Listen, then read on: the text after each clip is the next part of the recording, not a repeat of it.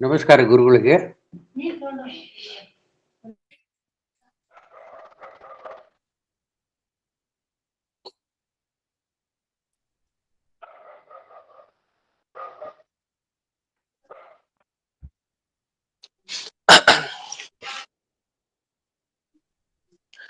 ಸುಮತಿಭಿರನುಮೇಜಂ ಶುಭ್ರಕಾಜಂ ಸಖಾಜಂ ಸುಖಮಜಮನಪಾಜಂ ಮುಕ್ತ್ಯುಪಾಜಂ ವಿಮಾಜಂ ಗ್ರಹಜಮಹಮಮೇಯಂ ಧ್ಯೇಯಮಾಮ್ನಾಯಗೇಯಂ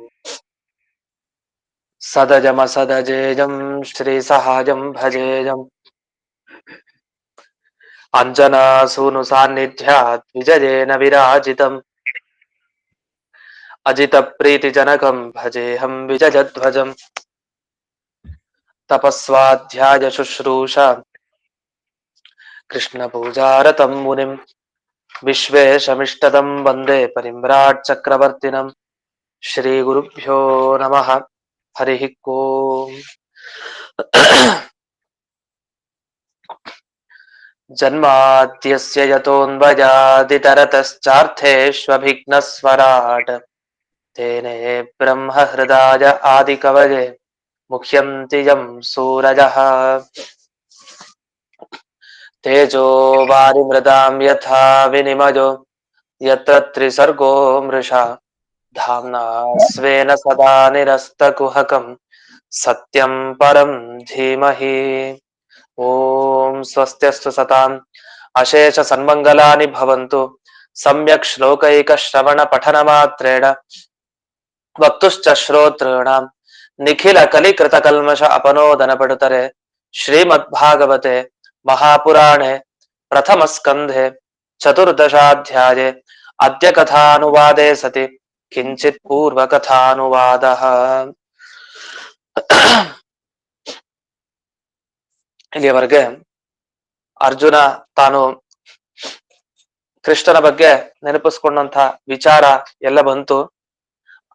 ಅಷ್ಟೇ ಅಲ್ಲದೆ ಯಾದವರ ಕಲಹ, ಅವರಿಗಾದ ಜಗಳ, ಅವರಿಗಾದ ಪರಸ್ಪರ ನಾಶ ಏನೇನ್ ಮಾಡಿಕೊಂಡು ಇದಕ್ಕೆಲ್ಲ ಮುಖ್ಯ ಕಾರಣ ಯಾರು?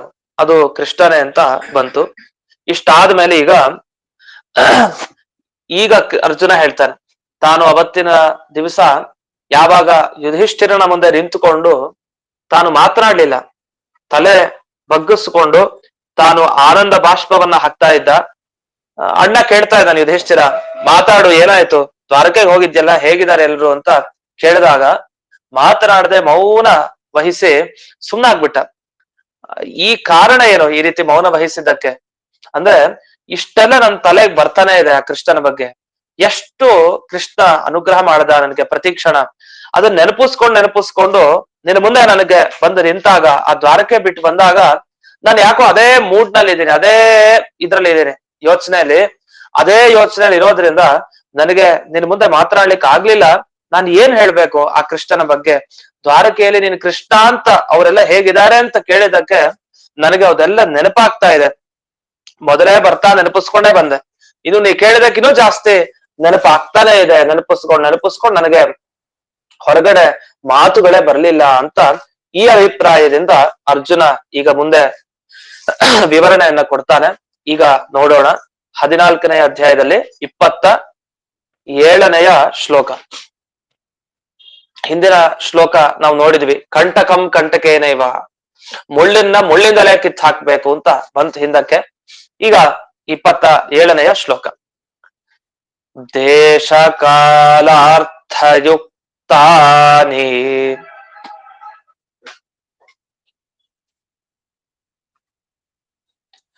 ಹೃತ್ತಾಪೋಪಶಮಾನಿ ಚ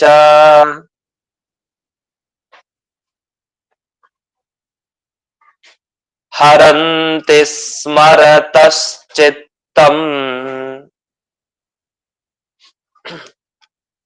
ಗೋವಿಂದಾಭಿಹಿತಾನಿ ಮೇ.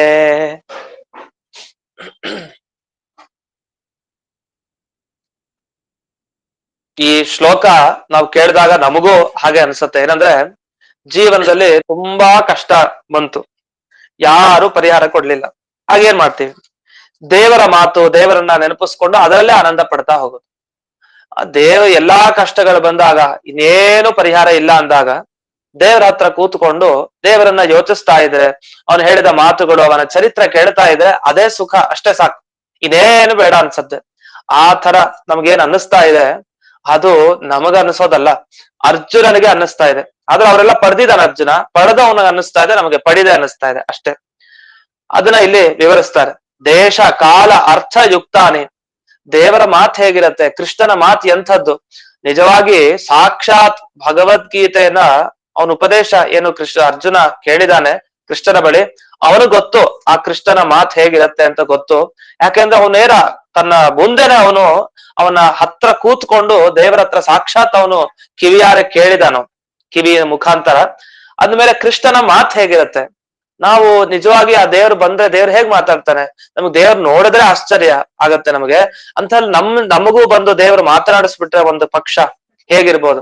ಅವನಿಗಂತೂ ಜೀವನದುದ್ದಕ್ಕೂ ದೇವರ ಜೊತೆಗೆ ಮಾತನಾಡಿದ ಆ ಕಾಲ ಕಳೀತ ಪೂರ್ಣ ಜೀವನದುದ್ದಕ್ಕೂ ಇದ್ದ ಅಂತ ಅರ್ಜುನ ತಾನು ಹೇಳ್ತಾನೆ, ಕೃಷ್ಣನ ಮಾತು ಹೇಗಿರತ್ತೆ ಅಂದ್ರೆ ದೇಶ ಕಾಲ ಅರ್ಥ.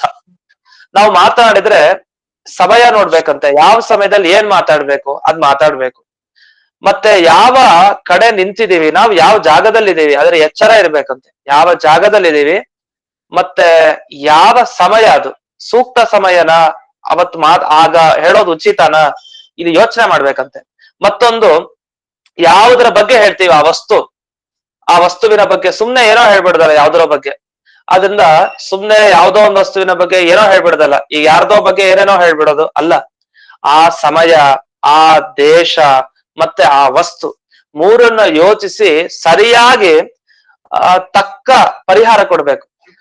ತುಂಬಾ ದುಃಖದಲ್ಲಿರೋರ್ಗೆ ಇನ್ನೂ ಸ್ವಲ್ಪ ಜಾಸ್ತಿ, ನೀವು ಅಂಥ ವ್ರತ ಮಾಡಿಲ್ಲ, ಇಂಥ ವ್ರತ ಮಾಡಿಲ್ಲ, ಅದಕ್ಕೆ ಹೀಗಾಗಿದೆ, ಹಾಗೆ ಹೀಗೆ ಚೆನ್ನಾಗಿ ಬೈದು ಅವ್ರಿಗೆ ಉಪದೇಶ ಕೊಟ್ರೆ ಅವ್ರ ಕಥೆ ಏನಾಗ್ಬೇಕು, ಅವ್ರ ಮನಸ್ಸಲ್ಲಿರೋ ತಾಪ ಅವ್ರಿಗೆ ಕಡಿಮೆ ಆಗ್ಬೇಕು, ಸಂತಾಪ. ಅದು ಬಿಟ್ಟು ಜಾಸ್ತಿ ಇನ್ನೂ ಕೂಡ ತುಪ್ಪ ಹಾಕಿ ಉರಿಸ್ತಾ ಇದ್ರೆ ಹಾಗ್ ಮಾಡೋದಲ್ಲ. ಅವರ ಪರಿಸ್ಥಿತಿ, ಅವರಿರೋ ಪ್ರದೇಶ, ಅವ್ರಿರೋ ಪರಿಸ್ಥಿತಿ ಎಲ್ಲ ಗಮನಿಸ್ಕೊಂಡು ಮಾತನಾಡ್ಬೇಕು ಒಬ್ಬ ವ್ಯಕ್ತಿ ಜೊತೆಗೆ. ಅದು ಕೃಷ್ಣನಿಗಂತೂ ತುಂಬಾ ಚೆನ್ನಾಗ್ ಗೊತ್ತಂತೆ ದೇವರಿಗೆ. ಯಾವ ಮನುಷ್ಯ ಯಾವ ದೇಶದಲ್ಲಿದ್ದ, ಯಾವ ಕಡೆ ಯಾವ ಜಾಗದಲ್ಲಿ ನಿಂತಿದ್ದಾನೆ, ಯಾವ ಕಾಲಕ್ಕೆ ಅವನಿಗೆ ಏನ್ ಬೇಕು, ಯಾವ ವಸ್ತು ಅವನಿಗೆ ಬೇಕು, ಸರಿಯಾದ ಕಾಲಕ್ಕೆ ಸರಿಯಾದ ಈ ದೇಶದಲ್ಲಿ ಸರಿಯಾದ ವಸ್ತು ಕೊಡ್ತಾನೆ ದೇವರು. ಅಂದ್ರೆ ಹೃತ್ತಾಪ ಉಪಶಮಾನಿಚ, ನಮ್ಮ ಮನಸ್ಸಿನ ತಾಪ ಸಂತಾಪ ಇರದೆ ಅದನ್ನ ಕಳೀತಾನೆ. ಅಂದ್ರೆ ಏನ್ ಮಾಡಿದ್ರು ದೇವ್ರು ಒಳ್ಳೇದಕ್ಕೆ ಅದು ಅಂತ ಭಾವಿಸ್ಬೇಕು ನಾವು. ಅದನ್ನ ಇಲ್ಲಿ ಹೇಳ್ತಾನೆ, ಗೋವಿಂದ ಅಭಿಹಿತಾನಿವೆ. ನನಗಂತೂ ಅರ್ಜುನ ಹೇಳೋದು, ನನಗೆ ನಾನು ಯುದ್ಧಕ್ಕೆ ನಿಂತಾಗ ಒಂದು ಮಾತು, ಅದೇ ಕಲ್ಯಾಣ ಮಹೋತ್ಸವ ಅಂದ್ರೆ ಮದುವೆ ಆಗ್ಬೇಕಾದ್ರೆ ಆಗ ಕೃಷ್ಣನ ಮಾತು. ಒಂದ್ಸರಿ ಯುದ್ಧದಲ್ಲಿ ನಿಂತಿದ್ದೀನಿ, ಬಾಣ ಶಸ್ತ್ರಾಸ್ತ್ರಗಳನ್ನ ಹಿಡ್ಕೊಂಡು ಯುದ್ಧ ಮಾಡ್ಲಿಕ್ಕೆ ಅಂತ ಹೋದೆ, ಆಗ ಕೃಷ್ಣ ಏನ್ ಮಾತಾಡ್ಬೇಕು ಅದನ್ನ ನನ್ನ ಜೊತೆ ಮಾತಾಡ್ದ. ಅದೇ ತಮಾಷೆಗೆ ಅಂತ ಕೂತ್ರೆ ತಮಾಷೆಯಾಗಿ ಮಾತಾಡ್ದ ಅವತ್ತಿನ ದಿವ್ಸ. ಅದೇ ಯುದ್ಧ ಭೂಮಿಯಲ್ಲಿ ತುಂಬಾ ಗಂಭೀರವಾಗಿ ಗೀತಾ ಉಪದೇಶ ಮಾಡ್ದ. ಎಂಥ ಅದ್ಭುತ. ಅಲ್ಲಿ ತಮಾಷೆ ಮಾಡ್ತಾ ಕೂಡ್ಲಿಲ್ಲ ಯುದ್ಧ ಭೂಮಿಯಲ್ಲಿ, ಅದ ಆ ಪ್ರಸಂಗ ಅಲ್ವೂ ಅಲ್ಲ. ಇನ್ನು ಕಲ್ಯಾಣ ಮಹೋತ್ಸವದಲ್ಲಿ ಗಂಭೀರವಾಗಿ ಗೀತಾ ಉಪದೇಶ ಮಾಡ್ತಾ ಕೊಡೋದ. ದ್ರೌಪದಿಯ ಈ ವಿವಾಹ ಪ್ರಸಂಗ, ದ್ರೌಪದಿ ಹಾಗೆ ಇನ್ನು ಇತರ ವಿವಾಹ ಪ್ರಸಂಗ, ಸುಭದ್ರ ಪ್ರಸಂಗ, ಹೀಗೆ ಹಲವು ಪ್ರಸಂಗ ಬಂದ್ರೆ ಆಗ ಭಗವದ್ಗೀತಾ ಉಪದೇಶ ಮಾಡ್ತಾ ಕೂತ್ರೆ ಹಾಗ್ ಮಾಡ್ಲಿಲ್ಲ ಕೃಷ್ಣ. ಹಾಗಾದ್ರೆ ಯಾವ ಕಾಲ, ಅವದ್ ಏನ್ ಸಮಯ ಇದೆ, ಯಾವ ದೇಶದಲ್ಲಿ ನಾವಿದೀವಿ, ಯಾವ ಜಾಗದಲ್ಲಿ ಇದೀವಿ, ಮತ್ತೆ ಯಾವ ವಸ್ತುವನ್ನ ಹೇಳಿದ್ರೆ ಇವನಿಗೆ ಸರಿ ಹೋಗುತ್ತೆ, ಅಂದ್ರೆ ಯಾವುದನ್ನ ಕೇಳಿದಾಗ ಇವನ ಮನಸ್ಸಿಗೆ ಸಂತಾಪ ಕಡಿಮೆ ಆಗತ್ತೆ, ದುಃಖ ಕಡಿಮೆ ಆಗತ್ತೆ. ಆ ತರದ ಮಾತುಗಳು, ಆ ಗೋವಿಂದ ಹೇಳಿದ ಮಾತುಗಳೇನೇನಿದೆ ಅದು ಈಗಲೂ ಚಿತ್ತಂ ಸ್ಮರತಃ, ನನ್ನ ಮನಸ್ಸಿಗೆ ಆ ಮಾತುಗಳು ಇನ್ನೂ ಕೂಡ ತಾಕ್ತಾ ಇದೆ. ಅವತ್ತು ನಮಗೂ ಎಷ್ಟೋ ಸಲ ಅನ್ಸತ್ತೆ, ಯಾರೋ ಹೇಳಿದ್ದು ನಮ್ ಜೀವನವಿಡೀ ಆ ಮಾತು ಮರೆಯಲ್ಲ. ಯಾವಾಗ್ಲೂ ಚಿಕ್ಕ ವಯಸ್ಸಲ್ಲಿ ಹೇಳಿರ್ತಾರೆ ಅಥವಾ ಮಧ್ಯ ವಯಸ್ಸಲ್ಲಿ ಹೇಳ್ತಾರೆ, ಅವ್ರು ಹೇಳಿದ್ರಲ್ಲ ಆ ಮಾತು, ಅದು ಮಾತ್ರ ಕಿವಿಗೆ ಇನ್ನೂ ಕೂಡ ಬಡಿತಾ ಇದೆ, ಮನಸ್ಸಿಗೆ ಇನ್ನೂ ತಾಕತ್ತೆ ಆ ಮಾತು, ಅಷ್ಟು ಪೂರ್ಣ ಪ್ರಭಾವದಿಂದ ಹೇಳಿದ್ರು ಅಂತ ನೆನಪಿಸ್ಕೊಳ್ಳೋದು ಬಹಳಷ್ಟು ಇರತ್ತೆ ನಮ್ಮ ಜೀವನದಲ್ಲಿ. ಹಾಗೆ ಈ ಕೃಷ್ಣ ಹೇಳಿದ್ಮೇಲೆ ಪ್ರತಿಯೊಂದು ನೆನಪಿಸ್ಕೊಳ್ಳೇಬೇಕು. ಕೃಷ್ಣನ ಒಂದೊಂದು ಮಾತು ಅದು ನುಡಿಮುತ್ತು. ಅಂತ ನುಡಿಮುತ್ತಿನ ಮಾತೇನಿದೆ ಅದು ಸ್ಮರತಃ, ನೆನಪಿಸ್ಕೊಂಡಷ್ಟು ಚಿತ್ತಂ ಹರಂತಿ, ನನ್ನ ಮನಸ್ಸನ್ನ ಎಲ್ಲೋ ಸೆಳ್ಕೊಂಡು ಹೋಗ್ಬಿಡತ್ತೆ ಆ ಮಾತುಗಳು. ಅವನಿಲ್ಲ, ದ್ವಾರಕೆಯಲ್ಲಿದ್ದಾನೆ, ಆದ್ರೆ ಅವನ ಮಾತಿತ್ತಲ್ಲ, ಅದು ನನ್ನ ಕಿವಿಗೆ ಏನ್ ಬಿತ್ತು, ಮನಸ್ಸಿನಲ್ಲಿ ನೆಲೆಸಿದೆ. ಆ ಮಾತುಗಳು ನನ್ನ ಮನಸ್ಸನ್ನ ಎಲ್ಲೋ ಎತ್ಕೊಂಡು ಹೋಗ್ಬಿಡ್ತಾ ಇದೆ, ನನಗೆ ಮಾತನಾಡ್ಲಿಕ್ಕೆ ಆಗ್ತಾನೆ ಇಲ್ಲ ಅಣ್ಣ ಅಂತ ಯುಧಿಷ್ಠಿರನ ಮುಂದೆ ತಾನಿಷ್ಟು ವಿವರಣೆಯನ್ನ ಮಾಡಿ ಮುಂದಕ್ಕೆ ಇನ್ನೊಂದು ಹೇಳ್ತಾರೆ. ನನಗೇನಂದ್ರೆ ಆ ಕೃಷ್ಣ ನನ್ನ ಬಂಧು ಆದ್ರಿಂದ ಅವನ ಮೇಲೆ ನಾನು ಪ್ರೀತಿ ಶ್ರದ್ಧೆಯನ್ನೆಲ್ಲ ಇಟ್ಟೆ.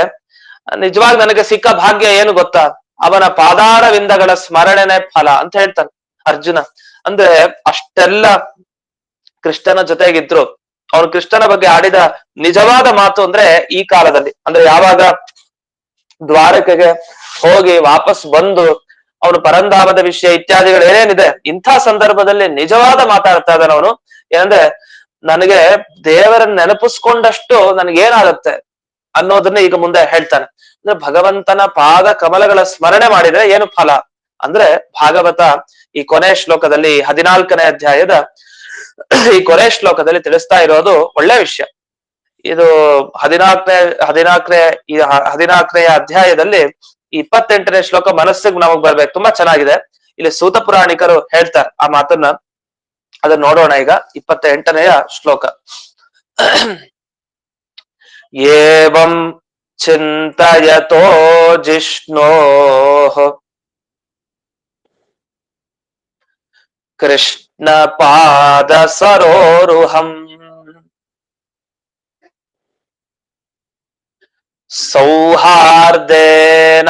ಸೌಹಾರ್ದೇನಾತಿಗಾಢೇನ ಶಾಂತಾಸೀತ್ ವಿಮಲಾಮತಿಃ.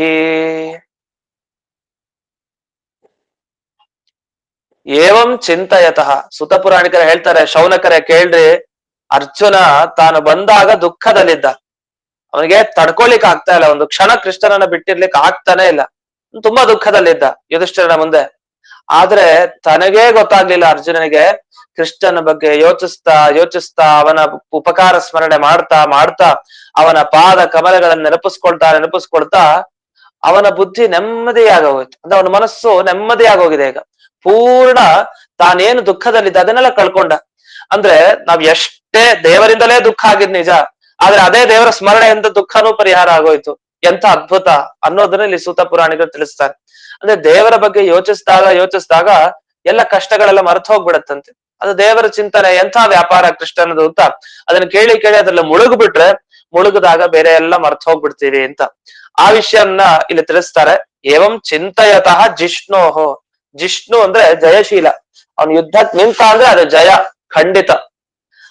ನಾವ್ ಹೇಳ್ತೀವಲ್ಲ, ಎತ್ರ ಈ ಕೃಷ್ಣ ಎಲ್ಲಿದಾನೋ, ಎಲ್ಲಿ ಈ ಅರ್ಜುನ ಇರ್ತಾನೋ, ಎತ್ರ ಯೋಗೇಶ್ವರ ಕೃಷ್ಣ ಎತ್ರ ಪಾರ್ಥೋ ಧನುರ್ಧರ ತತ್ರ ಶ್ರೀ ವಿಜಯೋಭೂತಿ ಅಂತ ಜಯ ಅಲ್ಲಿ ಖಂಡಿತ. ಹಾಗೆ ಇಲ್ಲಿ ಈ ಅರ್ಜುನನಿಗೆ ತನಗೂ ಜಯ ಅನ್ನೋದು ನಿಶ್ಚಿತ. ಅದನ್ನ ಅವನಿಗೆ ಜಿಷ್ಣು ಅಂತ ಕರೀತಾರೆ.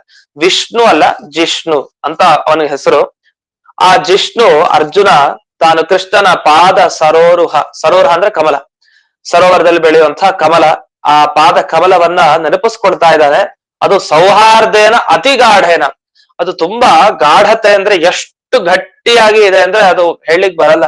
ಅರ್ಜುನ ಅಷ್ಟು ಕೃಷ್ಣನ ಪಾದಗಳನ್ನ ನಂಬುದವನು. ಸೌಹಾರ್ದೇನ, ಬಹಳ ಅಲ್ಲಿ ಏನೋ ಬೇರೆ ಕಾರಣ ಇಲ್ಲ, ನನಗಷ್ಟು ಉಪಕಾರ ಮಾಡಿದ್ದಾನೆ ಅಷ್ಟೇ ಸ್ಮರಣೆ, ನಿಷ್ಕಾಮವಾಗಿ. ಇನ್ನೇನು ಅವನು ಪುಣ್ಯ ಬರುತ್ತೇನೋ ಆಸೆ ಆಗ್ಲಿ, ಇನ್ಯಾವ ಆಸೆಯಿಂದನೂ ಸ್ಮರಣೆ ಮಾಡ್ತಾ ಇರೋದಲ್ಲ.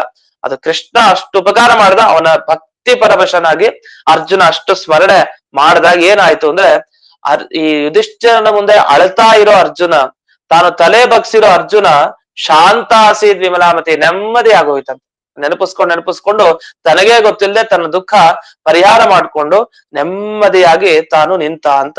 ಅಂದ್ರೆ ದೇವರ ಸ್ಮರಣೆ ಮಾಡ್ತಾ ಇದ್ರೆ ಅದು ದೇವರಿಂದ ಬಂದ ದುಃಖನೇ, ದೇವರ ವಿಯೋಗದಿಂದ ಬಂದ ದುಃಖ, ದೇವರನ್ನ ಸಿಗ್ತಾ ಇಲ್ಲ ಅಂತ. ಆದ್ರೆ ಅವ್ನ ಮಾತು ನೆನಪಿಸ್ಕೊಂಡಾಗ ಮನಸ್ಸಲ್ಲಿರೋ ಆ ದುಃಖ ಎಲ್ಲ ಕಳ್ಕೊಂಡು ಆರಾಮಾಗಿ ನಿಂತನಂತೆ ಈ ಅರ್ಜುನ. ಹಾಗಾದ್ರೆ ದೇವರ ಸ್ಮರಣೆಯ ಫಲ ಏನು?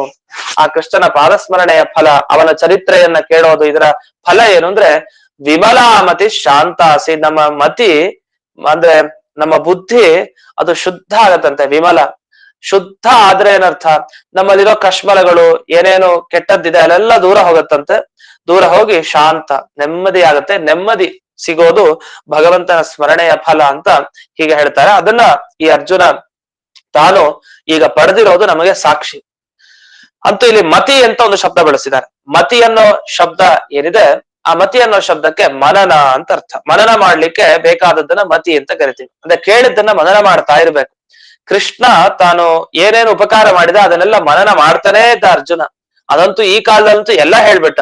ತನ್ನ ಜೀವನದಲ್ಲಿ ಏನೇನು ಘಟನೆಯಲ್ಲಿ ಯಾವ್ಯಾವ ರೀತಿ ಕೃಷ್ಣ ತಾನು ಉಪಕಾರ ಮಾಡಿದ ಅದನ್ನೆಲ್ಲ ಸ್ಮರಣೆ ಮಾಡಿಕೊಂಡಿದ್ದಾರೆ. ಇಷ್ಟು ಮಾಡಿಕೊಂಡು ತಾನು ಪರಮ ಆನಂದ ಮಗ್ನ ಅಂತ ಬಹಳ ಆನಂದದಲ್ಲಿ ಮುಳುಗ್ಬಿಟ್ಟಿದ್ದಾನಂತೆ. ಆಗ ಅಷ್ಟು ದುಃಖದಲ್ಲಿದ್ದ ಕೃಷ್ಣನಿಂದ ದೂರಕ್ಕೆ ಬಂದಾಗ. ಅದೇ ಕೃಷ್ಣನ ಮಾತು ನೆನಪಿಸ್ಕೊಂಡ್ರೆ ಪರಮಾನಂದದಲ್ಲಿ ಈಗ ಅರ್ಜುನ ಮುಳುಗಿದಾನೆ ಅಂತ ಹೀಗೆ ಮಂಗಳಕರವಾಗಿ ಅಧ್ಯಾಯ 14ನೇ ಅಧ್ಯಾಯ ಮುಕ್ತಾಯ ಆಯ್ತು. ಇನ್ನು ಮುಂದಕ್ಕೆ 15ನೆಯ ಅಧ್ಯಾಯದ ಪ್ರಾರಂಭ.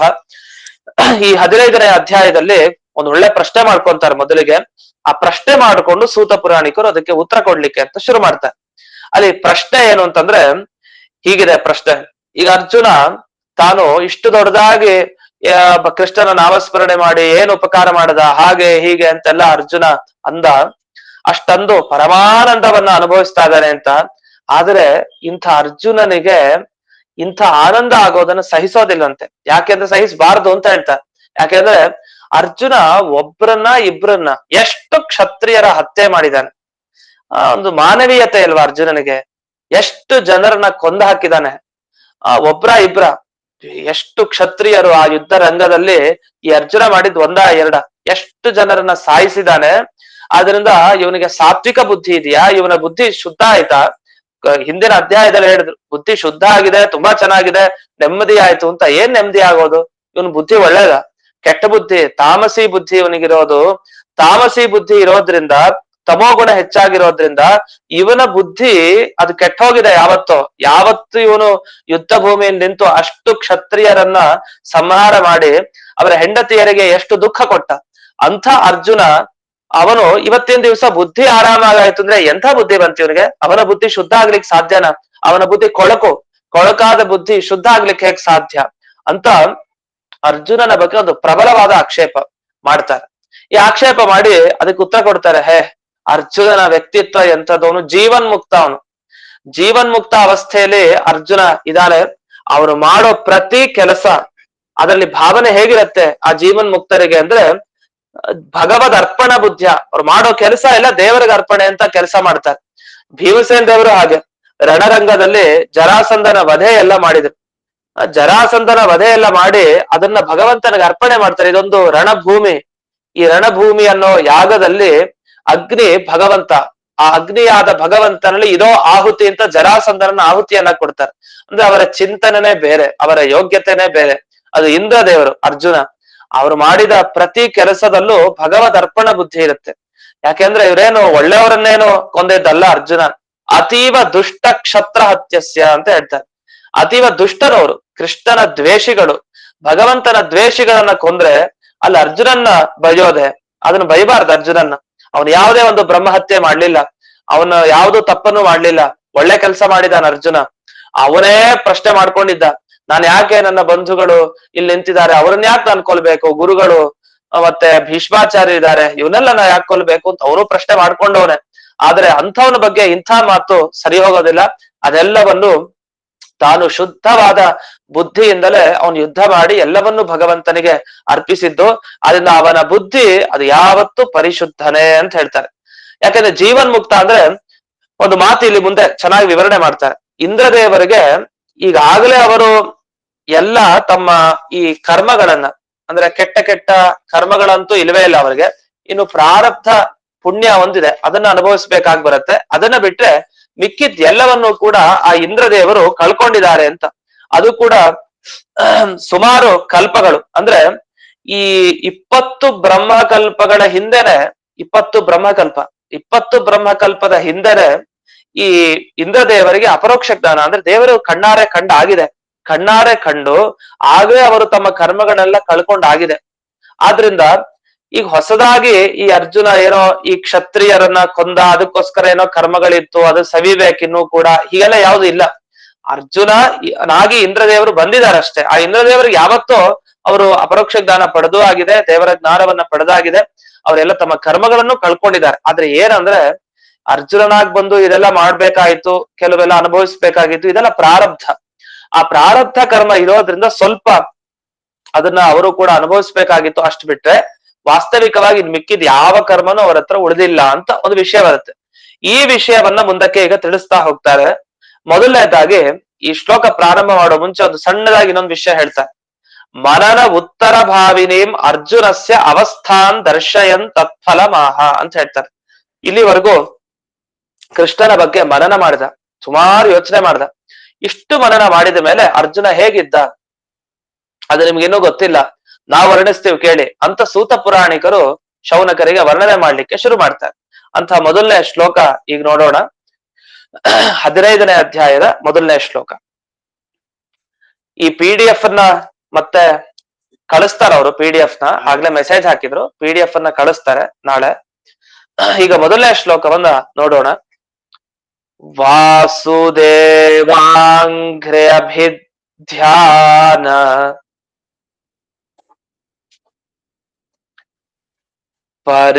ಪರಿಬ್ರಹ್ಮಿತರಂ ಹಸಾ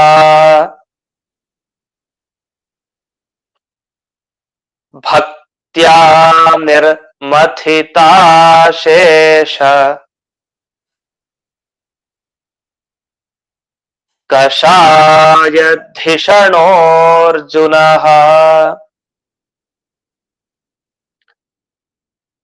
ಇಲ್ಲಿ ಮೊದಲನೇ ಲೈನ್ ನಲ್ಲಿ ವಾಸುದೇವ ಅಂಘ್ರಿ ಅಭಿಧ್ಯಾನ ಅಂತ ಬಿಡಿಸ್ಕೊಳ್ಳೋದು. ಅಂಘ್ರಿ ಅಂದ್ರೆ ಏನು? ಪಾದಗಳು ಅಂತ ಅರ್ಥ, ಕಾಲು. ಅಭಿಧ್ಯಾನ ಅಂದ್ರೆ ಧ್ಯಾನ ಮಾಡೋದು. ಇಷ್ಟು ಅಲ್ಲಿ ಅಂಘ್ರಿ ಅಭಿಧ್ಯಾನ, ಅಂಗ್ರೆ ಅಭಿಧ್ಯಾನ ಅಂತ ಆಗಿದೆ. ಅದೊಂದು ಗಮನಿಸ್ಬೇಕು. ಈ ಶ್ಲೋಕದ ಅರ್ಥ ಏನು? ಅರ್ಜುನನ ಬುದ್ಧಿ ಹೇಗಿತ್ತು ಅಂದ್ರೆ, ಈಗ ಸದ್ಯಕ್ಕೆ ಈ ವಾಸುದೇವನ ಬಗ್ಗೆ ಚಿಂತನೆ ಮಾಡ್ತಾ, ಅಂದ್ರೆ ಕೃಷ್ಣನ ಬಗ್ಗೆ ಯೋಚನೆ ಮಾಡ್ತಾ ಮಾಡ್ತಾ ಅವನು ತಾನು ಬಹಳ ಸ್ಪೀಡ್ ನಲ್ಲಿ ಇದಾನಂತೆ. ರಂಹ ಅಂದ್ರೆ ವೇಗ. ಯಾವ್ದ್ರಲ್ಲಿ ವೇಗ ಅಂದ್ರೆ ಭಕ್ತಿಯಲ್ಲಿ ವೇಗ ಅಂತೆ, ಓಡಾಡೋದ್ರಲ್ಲ, ಅವನ ಶಸ್ತ್ರಾಸ್ತ್ರಗಳಲ್ಲ, ಭಕ್ತಿಯಲ್ಲಿ ವೇಗ. ಈಗ ಪೈಪೋಟಿ ಇರ್ಬೇಕು ನಿಜ, ಯಾವ್ದೇ ಆದ್ರಲ್ಲೂ ಪೈಪೋಟಿ ಅಲ್ಲ, ವೇಗದಲ್ಲಿ ತುಂಬಾ ವೇಗವಾಗಿ ಓಡೋಗ್ತೀವಿ ಮಾಡ್ತೀವಿ. ಪೈಪೋಟಿ ಇರೋದು ಯಾವ ವಿಷಯದಲ್ಲಿ ಇರ್ಬೇಕು ಅಂದ್ರೆ ಭಕ್ತಿಯ ವಿಷಯದಲ್ಲಿ ಇರ್ಬೇಕಂತೆ. ನನ್ನ ಭಕ್ತಿ ದೇವರ ಬಳಿ ಜಾಸ್ತಿ ಬೇಗ ಹೋಗತ್ತೋ, ಇವನ ಭಕ್ತಿ ಇನ್ನೊಬ್ಬನ ಭಕ್ತಿ ಹೋಗತ್ತೋ ಅನ್ನೋದ್ರಲ್ಲಿ ಪೈಪೋಟಿ ಇರ್ಬೇಕಂತೆ. ಆ ರೀತಿ ಪೈಪೋಟಿ ಇಟ್ಕೊಂಡು ಭಕ್ತಿಯಲ್ಲಿ ವೇಗ ಇರ್ಬೇಕಂತೆ. ಅವನ ಭಕ್ತಿ ವೇಗನೋ ನನ್ನ ಭಕ್ತಿ ವೇಗನೋ ಅಂತ ಹಾಗಿರ್ಬೇಕು. ಪ್ರಕೃತ ಅರ್ಜುನನ ಭಕ್ತಿ ಎಷ್ಟು ವೇಗದಲ್ಲಿದೆ ಅಂದ್ರೆ ಅಷ್ಟು ವೇಗದಲ್ಲಿದೆ ಅಂತ. ಯಾಕೆ? ತುಂಬಾ ಪಕ್ವಾವಸ್ಥೆಗೆ ಬಂದ್ಬಿಟ್ಟಿದ್ದಾನೆ ಅರ್ಜುನ. ತಾನೆಲ್ಲ ತನ್ನ ದುಃಖ ಕಳ್ಕೊಂಡಿದ್ದಾನೆ, ಎಲ್ಲ ತನ್ನ ಈ ಅಹಂಕಾರಾದಿಗಳನ್ನೆಲ್ಲವನ್ನು ಬಿಟ್ಟು ಬಿಟ್ಟಿದ್ದಾನೆ. ಈಗ ಭಗವಂತನ ಪಾದ ಒಂದೇ ಅವನಿಗೆ ಬೇಕಾಗಿದೆ. ಅದನ್ನ ಯೋಚಿಸ್ತಾ ಯೋಚಿಸ್ತಾ ಅಲ್ಲಿ ದೇವರ ದರ್ಶನ ಆಯ್ತು, ದೇವರ ಚಿಂತನೆ ಆಯ್ತು, ಅದನ್ನೇ ಮಾಡ್ತಾ ಇದ್ದಾನೆ. ಮಾಡ್ತಾ ಮಾಡ್ತಾ ಆ ಪರಿಬ್ರಹ್ಮಿತ ರಂಹಸ ವೇಗದಿಂದ ತುಂಬಿಕೊಂಡಿದ್ದಾನೆ. ಆ ಯಾವ್ದ್ರಲ್ಲಿ? ಭಕ್ತಿ. ಆ ಭಕ್ತಿಯಿಂದಾಗಿ ಏನಾಯ್ತು? ಇಷ್ಟೆಲ್ಲ ಬೆಳೆಸ್ಕೊಂಡಾಗ ಅಂದ್ರೆ ನಿರ್ಮಥಿತ ಅಶೇಷ ಕಷಾಯ ಧಿಷಣ. ಅವನ ಬುದ್ಧಿ ಯಾವಾಗ ಹೀಗ್ ಬಂತೋ ಆ ಬುದ್ಧಿಯಲ್ಲಿ ಚೂರು ರಾಗ ದ್ವೇಷ ಇದೆಲ್ಲ ಯಾವುದಕ್ಕೂ ಅವಕಾಶ ಇಲ್ಲ. ಎಲ್ಲ ಕಷಾಯಗಳನ್ನ ಕಳ್ಕೊಂಡಿದ್ದಾನೆ ಅಂತ. ಕಷಾಯ ಅಂದ್ರೆ ಇದರ್ಥ ನಮಗ್ ಗೊತ್ತಿರೋ ಕಷಾಯ ಬೇರೆ, ಇಲ್ಲಿ ಹೇಳುವಂತಹ ಕಷಾಯ ಅಂದ್ರೆ ಏನು? ಕರ್ಮಗಳು ಅಂತ ಅರ್ಥ. ಕರ್ಮಗಳಿಗೆ ಕಷಾಯ ಅಂತ ಕರೀತಾರೆ. ಇದು ಹಿಂದೆನೂ ಕೂಡ ಇದೇ ಭಾಗವತಲ್ಲಿ ಬಂದಿದೆ ಕಷಾಯ ಅನ್ನೋ ಶಬ್ದ. ಕಷಾಯ ಅಂತ ಈ ಪಾಪ ಕರ್ಮಗಳಿಗೆ ಅಥವಾ ಕರ್ಮಗಳಿಗೆ ಕಷಾಯ ಅಂತ ಕರೀತಾರೆ. ಈ ಕರ್ಮಗಳು ಏನೇನಿದೆ ಅಶೇಷ ಕರ್ಮಗಳು, ಅದನ್ನೆಲ್ಲ ಚೆನ್ನಾಗಿ ಮಥನ ಮಾಡ್ಬಿಟ್ಟಂತೆ ಆಚೆ ಈಚೆ ತನ್ನ ಬುದ್ಧಿಯಲ್ಲಿ. ಅದು ಮಥನ ಆಗಿದೆ ಹೇಗೆ? ಭಕ್ತಿ ಅನ್ನೋದು ಕಡಗೋಲ್ತಾರ, ಚೆನ್ನಾಗಿ ಕಡ್ದು ಇದನ್ನ ಆಚೆ ಹಾಕ್ಬಿಡ್ತು. ಬೇಡದೇ ಇರೋದನ್ನೆಲ್ಲ ಆಚೆ ಹಾಕ್ಬಿಟ್ಟಿದ್ದಾರೆ ಅದರಲ್ಲಿ. ಈ ರೀತಿ ಬೇಡದೇ ಇರುವಂತ ಈ ಕರ್ಮಗಳು ಏನೇನಿದೆ ಅದನ್ನೆಲ್ಲ ಭಕ್ತಿಯಿಂದ ಚೆನ್ನಾಗಿ ಮಥನ ಮಾಡಿ ಈಗ ಶುದ್ಧವಾದ ಬುದ್ಧಿಯನ್ನ ಅರ್ಜುನ ತಾನು ಪಡೆದಿದ್ದಾನೆ. ಮುಂದಕ್ಕೆ ಈ ಅರ್ಜುನನ ಮನಸ್ಥಿತಿ ಹೇಗಿತ್ತು ಅಂತ ಇನ್ನೂ ವರ್ಣನೆ ಮಾಡಬೇಕಾಗಿದೆ. ಮುಂದೆ ಈಗ ಭಗವದ್ಗೀತೆಯನ್ನ ನೆನಪಿಸ್ಕೊಳ್ತಾರೆ. ಅರ್ಜುನ ತಾನು ಆರಾಮಾಗೆ ಈಗೇನಿದ್ದಾನೆ ಅದಕ್ಕೆ ಮುಖ್ಯ ಕಾರಣ ಏನು?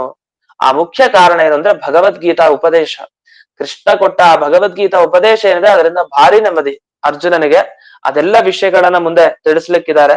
ಇನ್ನು ಮುಂದೆ ಬಹಳ ಚೆನ್ನಾಗಿ ವಿವರಣೆ ಮಾಡಿದ್ದಾರೆ. ಈ ಶ್ಲೋಕಕ್ಕೆ ನಮ್ಮ ಟಿಪ್ಪಣಿಕಾರರೆಲ್ಲ ತುಂಬಾ ವಿವರಣೆ ಮಾಡಿದ್ದಾರೆ. ಯಾಕಂದ್ರೆ ಕೆಲವು ಸಂಶಯಗಳು, ಕೆಲವು ಅನ್ಯಥಾ ಜ್ಞಾನ ಅಂದ್ರೆ ತಪ್ಪಾಗಿ ತಿಳ್ಕೊಳ್ಳೋ ಸಾಧ್ಯತೆಗಳಿದೆ. ಅದೆಲ್ಲ ವಿಷಯಗಳನ್ನ ಇಲ್ಲಿ ಚೆನ್ನಾಗಿ ವಿಮರ್ಶೆ ಮಾಡಿದ್ದಾರೆ. ಅದೆಲ್ಲವನ್ನು ಮತ್ತೆ ನಾಳೆ ದಿವಸ ನೋಡೋಣ ಅಂತ ಹೇಳ್ತಾ ಇಂದಿನ ಪಾಠವನ್ನ ಅಸ್ಮದ್ ಗುರುವಂತರ್ಗತ ವ್ಯಾಸತೀರ್ಥ ಗುರುವಂತರ್ಗತ ಭಾರತೀ ರಮಣ ಮುಖ್ಯ ಪ್ರಾಣಾಂತರ್ಗತ ಶ್ರೀಮನ್ಮೂಲ ಗೋಪಾಲ ಕೃಷ್ಣನಿಗೆ ಅರ್ಪಣೆ ಮಾಡ್ತೇನೆ. ನಮಸ್ಕಾರ ಆಚಾರ್ಯ. ನಮಸ್ಕಾರ ಆಚಾರ್ಯ. ನಮಸ್ಕಾರ ಆಚಾರ್ಯ.